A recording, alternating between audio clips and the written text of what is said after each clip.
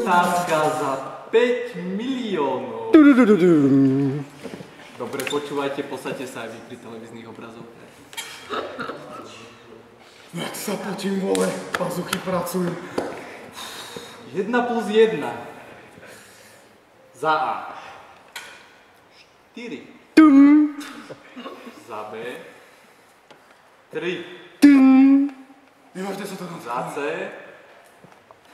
ukľudnite sa, napíte sa vody.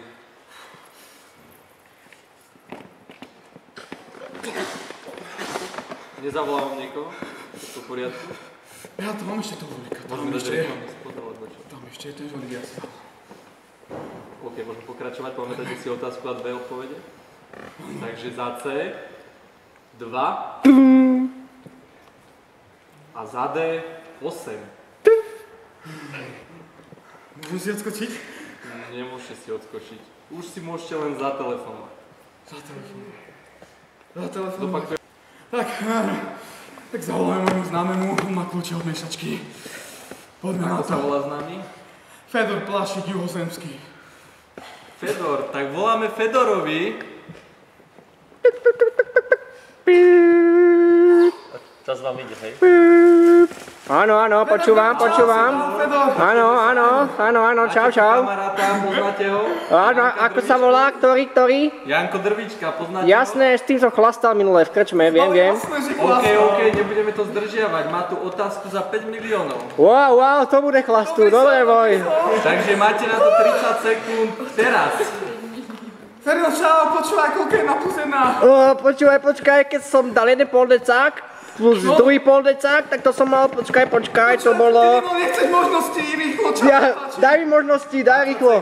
Tak Ačko 4, Bčko 3, Cčko, jaké bolo Cčko, ja to nevidím, zase sa mi tu 2, alebo Dčko. Počúvaj ma, ja mám teraz 2 promile v sebe, tak skús 2. Dvojku, pravíš čo, 3? Áno, ja mám 2 promil, dobre, maj sa môj, čau. 1. Čau, Feno. Zložilo sa. No, ako ste sa rozhodli? Nebolo to moc presné a presvedčivé o to vášho kamaráta s 2 promilami. Ale ja ho poznám, to je starý blázon, to je Dilino Dolby Digital, ježiš. No tak, ako ste sa rozhodli, je to o Povedal 5 miliónov. Povedal 2, Oči. 2 povedal 2, ale ja ho poznám, on ako má 2 nohy, tak má babu s 3 kozami, je to 3. Nemohol myslieť ako 2, akože 2, že A, B, takže Bčko. Aby ste sa nejak, viete, nepomýlili. Ja mu zavolám zo svojho. Čo? Ako si hral to? Teraz ste ma do rozpakom, 3. Takže 1 plus 1, 3. 3. Takže Bčko. Áno. Spúšťame Bčko. A máme tu správnu odpoveď. Bohužiaľ je C. Milí diváci, ďakujeme, že ste si pozreli tohto DGŽ, ktorý išiel o 5 miliónov eur.